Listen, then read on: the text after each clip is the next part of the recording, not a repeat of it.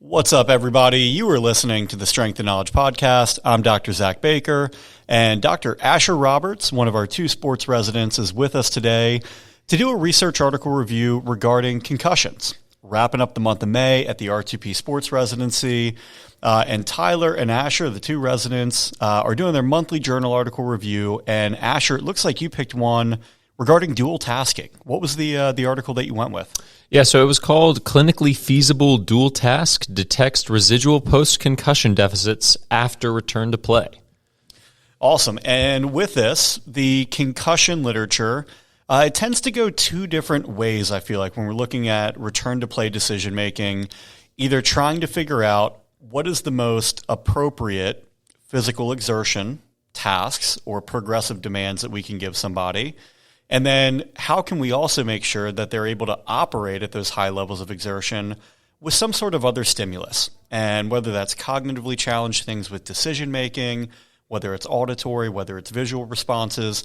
But we want to make sure that whatever their peak capacity they're able to achieve is something that they're still able to do when they have to do something beyond just thinking about that direct task.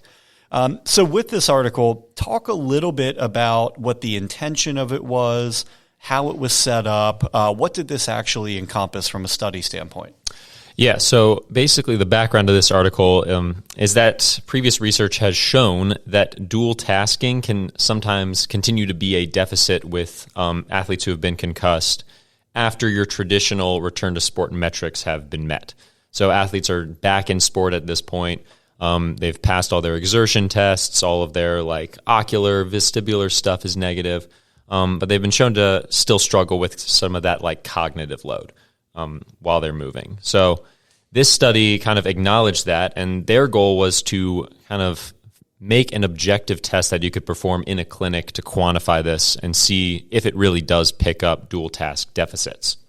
Awesome. And reading through the article, it looks like the task that they picked was a relatively basic task, and it's one that we often do with our post-operative joint replacement population or even our lower ambulatory population, whether it's somebody who's relatively acutely injured or maybe they're just elderly and they don't move quite as well. So when I saw this, it was pretty interesting to see that they saw or used a variation of a timed up and go, and especially for the population within this article as well, one that looked like a much younger age. So talk a little bit about who was involved in this, what the study, how it was designed, and the tests that they were doing, and then get into the results and see what they found. Yeah, so the study was on high school males and females. Average age was about 17 years old, and there were 20 total participants. There were 10 in the concussed group and 10 in the control group. And like you said, the test they were doing was just what they called an expanded timed get up and go. So it's just a tug, but it's 10 meters long. So person's getting up, they're walking at just a regular pace, around a cone, coming back to a chair, sitting down. Relatively basic stuff.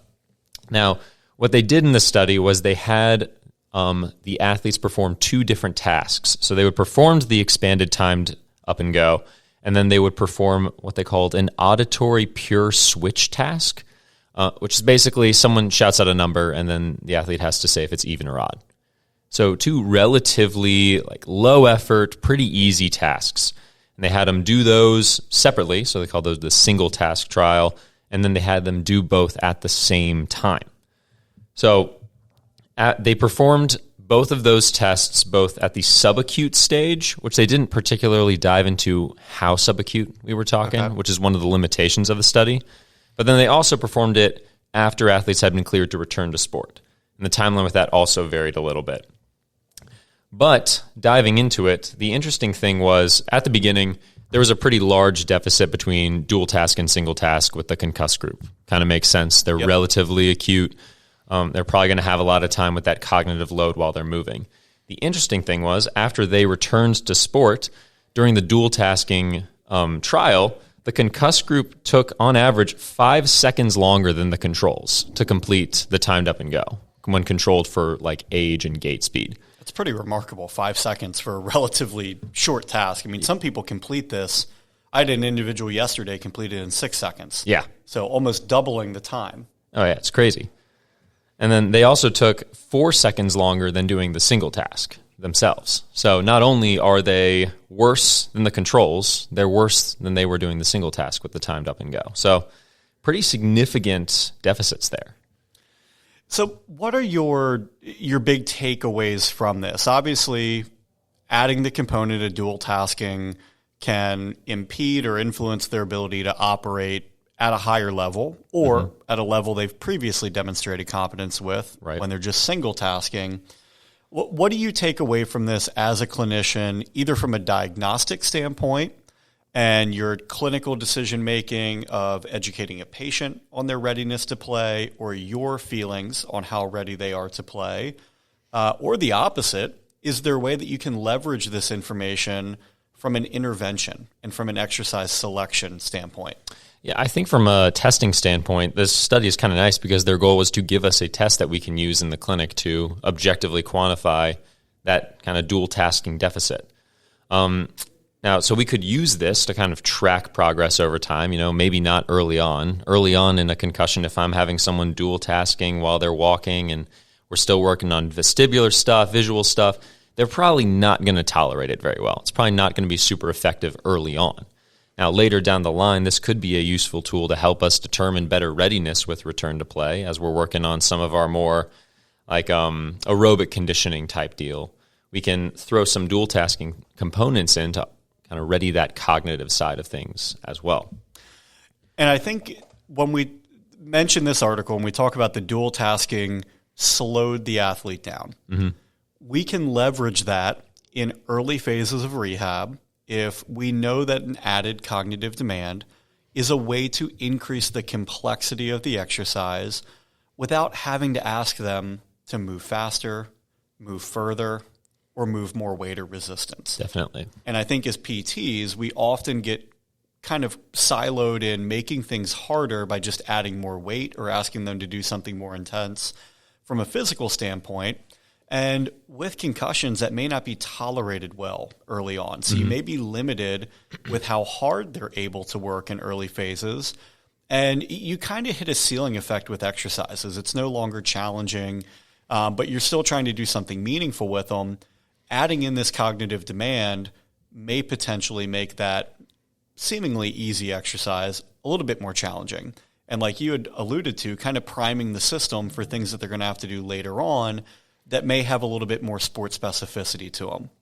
Now, if we know that the cognitive demand is going to make it more challenging, and we know that some people's symptoms are not exclusively exertion-based, they could be thinking, concentration, visual, ocular demand.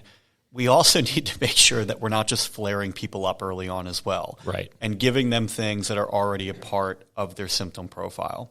Asher, I'm not sure how many concussion patients you have been able to work with within just your first year coming out of school, but we recently wrapped up our concussion month where we go through diagnostics, we go through interventions.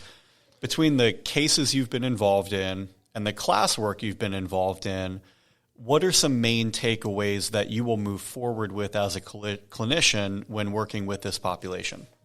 Yeah, just in general, the biggest thing that we kind of hammered on early was making sure you're getting a good diagnosis in of kind of what bucket people fall into. So making sure if they have, finding those deficits, and if they have deficits in a specific area, we're addressing those and going after those.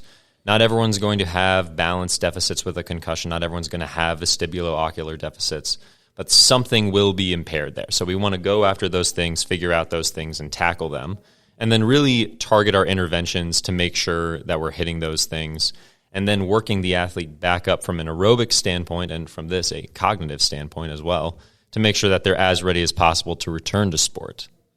Perfect. Asher, as always, appreciate you doing the dirty work, diving into the literature for us. If you enjoyed this episode, please share, like, and subscribe. You're listening to the Strength and Knowledge Podcast. Dr. Zach Baker, Dr. Asher Roberts.